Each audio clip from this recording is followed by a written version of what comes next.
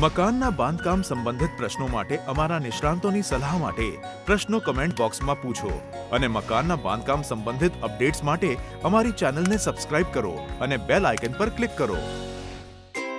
જો તમે તમારા ઘરમાં જગ્યાનો યોગ્ય ઉપયોગ કરશો તો તમે સ્ટોરેજ માટે વધુ જગ્યા બનાવી શકશો. ચાલો જોઈએ કેટલીક સરસ રીતો સ્ટોરેજ સ્પેસ વધારવા માટે. સૌપ્રથમ, બિનજરૂરી વસ્તુઓને ઘરમાંથી દૂર કરો તો જ તમે વધુ જગ્યા બચાવી શકશો. એવું ફર્નિચર ખરીદો જેમાં તમે બધી વસ્તુઓ સ્ટોર કરીને રાખી શકો છો. અને જો બહુહેતુક ફર્નિચર જેમ કે સોફા કમ બેડ અથવા કોફી ટેબલની અંદર બહુવિધ સ્ટૂલ હોય તો તે વધુ સારું રહેશે.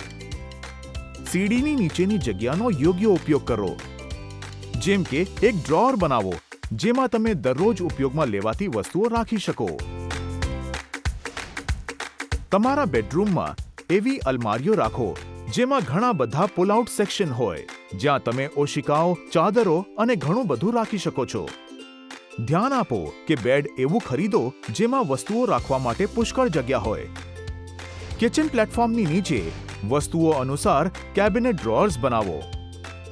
ખાવાના વાસણો રાખવા માટે ડાઇનિંગ ટેબલની નીચે ડ્રોઅર બનાવો. તો આ હતી કેટલીક રીતો જેનાથી તમે તમારા ઘરની સ્ટોરેજ સ્પેસ વધારી શકો છો.